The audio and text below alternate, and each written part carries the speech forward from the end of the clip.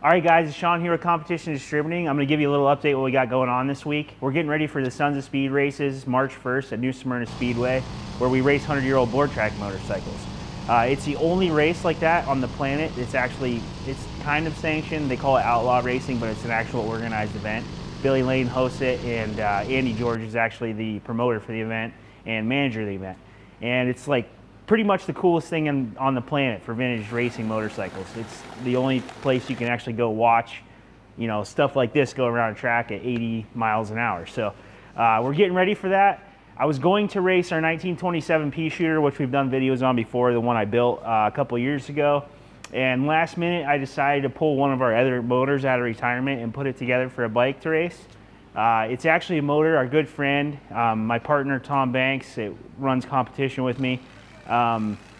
He was racing it in Tennessee a couple years ago, and he actually got in a really bad accident on it. He lost control in the dirt and hit a wall. He's probably going 60 some miles per hour, broke his back, and got messed up pretty bad. So that motor was salvaged out of the wreck. The rest of the bike was pretty much totaled, and we were able to salvage a motor and get it ready to go. So Bill Page is our motor builder for our race bikes, and we call him the Harley Whisperer because he really knows how to make these old 100-year-old motors really go. So we took it back out to Kansas, and Bill helped us revamp the entire motor, actually added some more trick stuff to the inside of the motor, and got it ready. And it kind of just sat here in the shop on the shelf, and I was going to build a chassis for it and get it ready to race, and we just haven't really had a lot of time. I got a ton of orders for customers. I've been building frames. We're doing all these races, the Trans-American coast-to-coast race this year, so time just slips away pretty quick. So last minute, I woke up on, I think it was like this last Sunday, and I was like, you know what, let's get this motor off the shelf and get it back into a bike.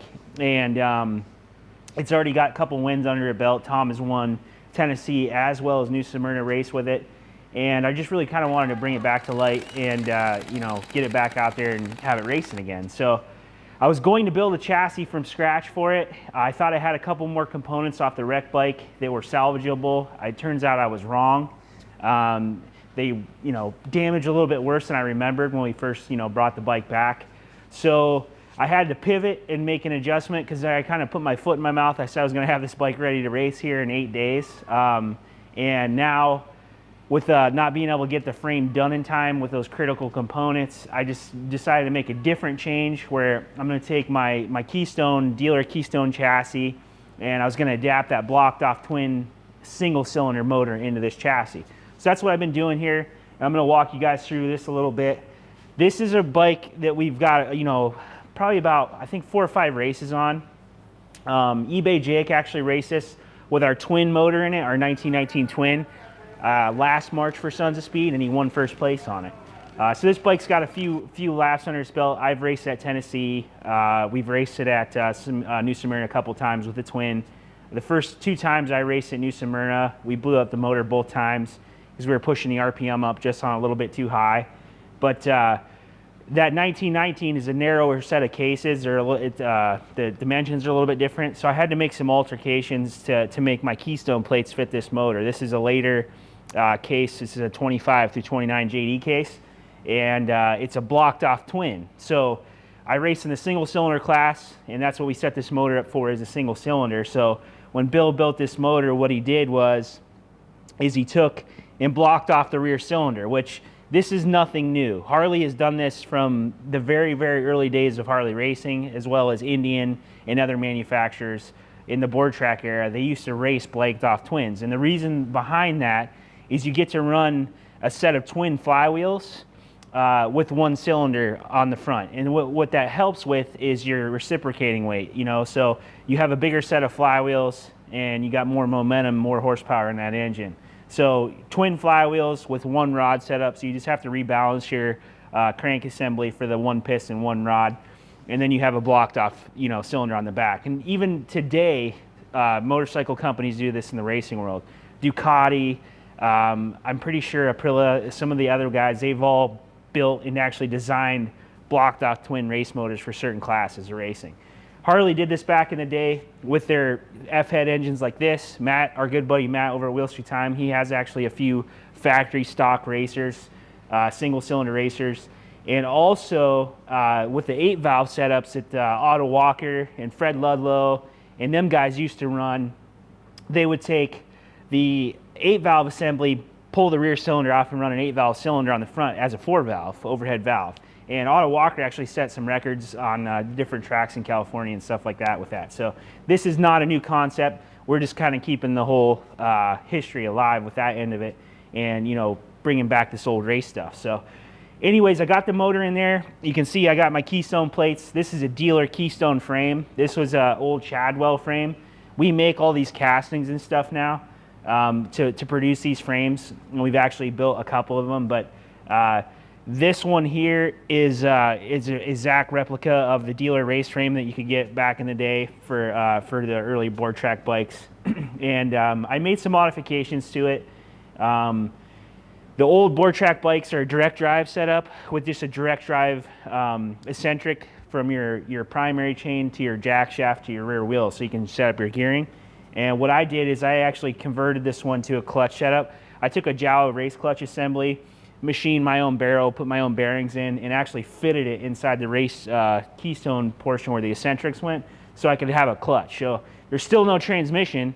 I just have a clutch so I can actually start this thing on a set of rollers instead of having to push start and go. And then I can kind of tune the bike sitting still, so you're not sitting there with the rear wheel constantly moving. And that's what we did it for, is just to help tune and get the bike set up a little bit better. But this one has a direct drive clutch setup, no transmission in board track racing, direct drive only. So you have to gear it for coming up onto your top end. And you kind of want to gear it so New Smyrna is a bank track and it's asphalt. So you kind of want to gear the bike so that you don't really have to let off much in the turns. So you want to be able to pretty much run these things wide open, because as soon as you let off in the turn, you have to get that momentum to go back up again, because there's no brakes on these. You have to kind of judge everything from a distance. So if you're coming up on somebody, you got to pick your lane. You got to know when to come off it, not to intersect, and to try to get that apex on that bank as much as you can and use it to your advantage. So all things we've done in the past here. Just now I'm doing it with this single cylinder in this bike. The other couple mods I made, the period correct stuff, was I put a steering dampener up here on the steering for the stem. This helps for speed because I'm running a rigid fork on the front of the bike, so there's no suspension whatsoever. And I can actually dampen, really tighten that friction shock down, and it stiffens my steering up so I don't get any kind of speed wobble or anything like that. Other than that, the rest of the bike is set up exactly how we do for the twin racing, but it's just got this blanked off single in it. Keystone plates are in, motors in. I just have to hook up the fuel lines, hook up the throttle cable, and a few other little things, and then just kind of get it prepped to go down there. And we probably won't start it up here. Our weather's been terrible right now. We're in northwestern Pennsylvania. I think today's like 5 degrees right now, so it's pretty brutally cold out, so I won't be able to fire this up and really tune it in. But we'll have it ready to go, take it down to Florida with us, ready for the single class, and we'll go out and rip around there. So make sure you stay tuned. Kelsey's coming down with us to the track. She does all of our media and stuff like that, and our social stuff, so she'll get some pretty good footage of the races. I'm going to be racing this in the single class and trying to bring back the first place title with this motor. Like I said, this was a champion motor built by Bill Page. Tom won 2 races on it, and we're kind of trying to bring it back from the dead. So once this race is done and I'm done running this bike, I'm going to pull this motor back out.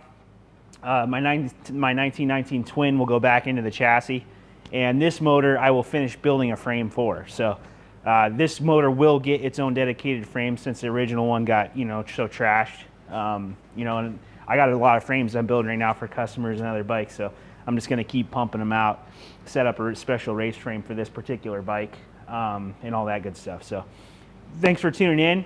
I hope to see you guys if you're there. If not, make sure you check us out.